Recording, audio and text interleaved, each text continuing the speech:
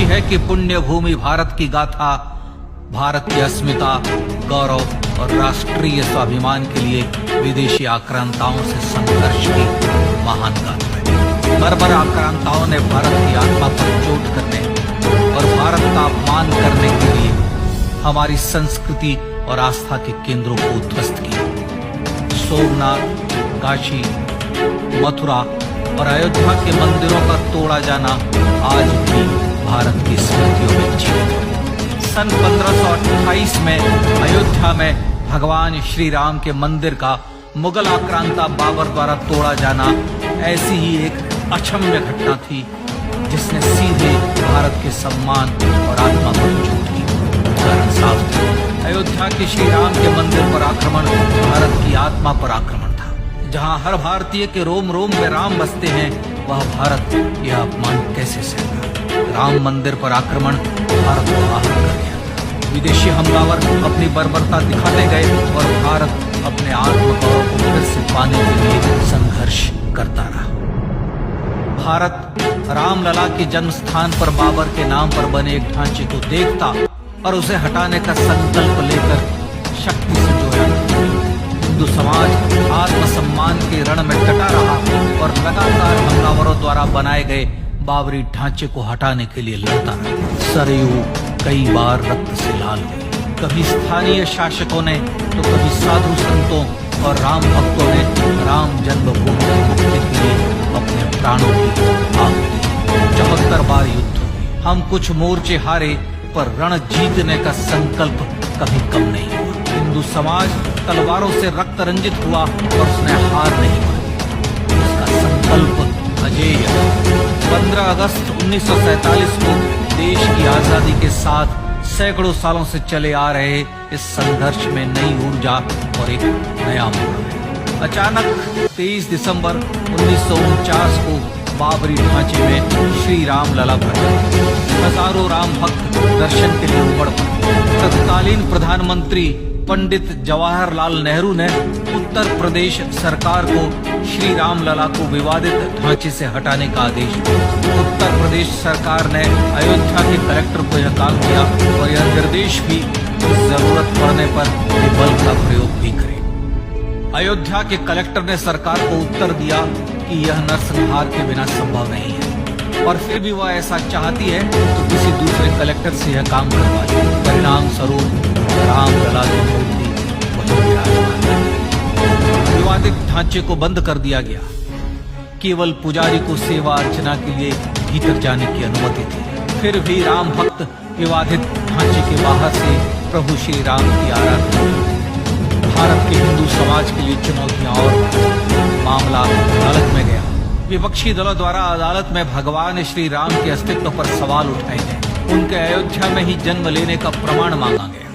भारत का जनमानस अब आहत हो गया। आजाद भारत में भी हिंदू समाज को अपनी आस्था और श्रद्धा के लिए संघर्ष करना पड़ रहा था। चुनौतियों के इस समय में सन 1984 में विज्ञान भवन दिल्ली में विश्व हिंदू परिषद ने धर्म संसद का आयोजन किया। इस संसद में देश भर के संतों ने राम जन्मभूमि की मुक्ति के लिए आह्वान किया और राम जन्मभूमि मुक्ति यज्ञ समिति का गठन किया।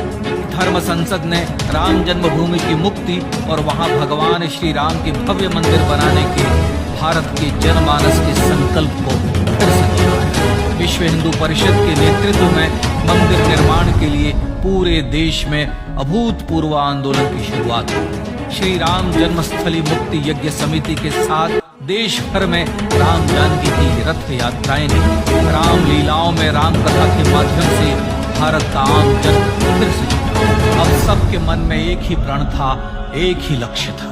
अयोध्या में जन्मभूमि पर भगवान श्री राम के भव्य मंदिर का निर्माण। सन 1989 में विश्व हिंदू परिषद द्वारा गांव-गांव से रामशिला पूजन करके अयोध्या भेजी। 2,75,000 गांवों से रामशिलाएं अयोध्या पहुंची। भव्य राम मंदिर के शिलान्यास का निर्णय हुआ। पूज्य संत महात्माओं और हिंदू समाज के अन्य प्रमुख नेताओं के निर्णय के अनुसार अनुसूचित जाति के प्रमुख नेता श्री कामेश्वर चौपाल ने 9 नवंबर 1989 को मंदिर निर्माण का पहला पत्थर रखा। राम जन्मभूमि पर मंदिर निर्माण के लक्ष्य की पूर्ति के लिए सन 1990 में सोमनाथ से अयोध्या के लिए श्री लाल कृष्ण आडवाणी ने रथ यात्रा की शुरुआत की। देश में जन भावनाओं का ज्वार उमड़ने लगा। श्री लाल कृष्ण आडवाणी के रथ यात्रा के साथ साथ मंदिर के लिए जन समर्थन बढ़ने लगा और छत्र सेकुलरवाद बेनकाब हो गया। इस जन आंदोलन को रोकने की तमाम कोशिशें हुई और सब व्यर्थ। विश्व हिंदू परिषद ने देशवासियों से अयोध्या में जन्मभूमि पर मंदिर निर्माण के लिए 30 अक्टूबर और 1 नवंबर 1990 को कार सेवा का आह्वान किया। परिणाम स्वरूप लाखों राम भक्त कार सेवा के लिए देश के कोने कोने से अयोध्या आए। इससे देश की एकात्मता का विराट दर्शन। कार सेवकों को रोकने के लिए उत्तर प्रदेश के तत्कालीन मुख्यमंत्री श्री मुलायम सिंह यादव ने अयोध्या में परिंदे को भी पर न मारने देने की घोषणा की। स्थितियां गंभीर हो गई। अयोध्या से 100-100, 200-200 किलोमीटर दूर रेलगाड़ियां रोक दी गई। अयोध्या युद्ध भूमि बना दी गई। मार्ग बंद, रेल बंद, चप्पे चप्पे पर पुलिस। अयोध्या सैनिक छावनी में बदल। राम नाम पर ऐसी पाबंदी कि अर्थी ले जा रहे लोगों तक को रोका गया, क्योंकि वे राम नाम सत्य कह रहे थे। लेकिन सैकड़ों किलोमीटर की यात्रा कर कार सेवक अयोध्या पहुंच गए। राम के गीत गाते, होठों पर हंसी और पांव में छाले लिए राम काज के लिए राम भक्त देश विदेश से अयोध्या पहुंच गए। कार सेवकों पर गोलियां चली। अनेक कार सेवक शहीद। आजाद भारत में जन्मभूमि पर राम मंदिर के लिए कार सेवकों ने फिर एक बार अपना बलिदान दिया, पर कार सेवकों ने विवादित ढांचे पर भगवा फहरा ही दिया और इस तरह कार सेवा सफल। श्री राम जन्मभूमि आंदोलन ने भारत की सुप्त आत्मा को झकझोर कर जगा दिया। विश्व हिंदू परिषद ने फिर एक बार 6 दिसंबर 1992 को कार सेवा का आह्वान किया। राम भक्तों को कार सेवा करने देने के लिए अदालत में प्रार्थना की गई और अदालत ने कोई निर्णय नहीं। परिणाम स्वरूप बौद्ध, जैन, सिख, स्वामीनारायण संप्रदाय, गायत्री परिवार, हर पंथ मत विचार के हिंदू एकत्र हो गए। छूत अछूत का भेद मिटा, जाति की पहचान मिटी। हम सब हिंदू, हम सब सिंधु बन गए। राम सिंधु में ज्वार उठा और देखते ही देखते 6 दिसंबर 1992 को श्री राम जन्मभूमि से बाबरी ढांचा सदा के लिए हट गया।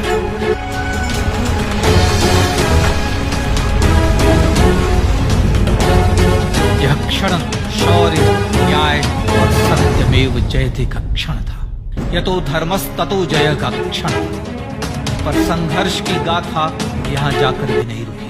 छद्म सेकुलरवादियों द्वारा भारत और भगवान श्री राम के इतिहास को झुठलाने के लिए अदालतों में चुनौतियों का सिलसिला चलता रहा, जो 1950 से चल रहा था। हिंदू सिखों के बीच से गुजरते हुए भगवान श्री राम का दर्शन करने के लिए विवश। यह स्थिति थी आजाद भारत में श्री राम पर सत्य को तो जीतना ही था। आखिरकार देश के सर्वोच्च न्यायालय के 5 जजों की खंडपीठ ने 9 नवंबर 2019 को ऐतिहासिक निर्णय दिया और यह कहा कि अयोध्या जन्मभूमि परिसर की पूरी 67 एकड़ भूमि राम लला है। और न्यायालय ने भारत सरकार को जन्मभूमि पर मंदिर बनाने के लिए एक ट्रस्ट बनाने का आदेश दिया।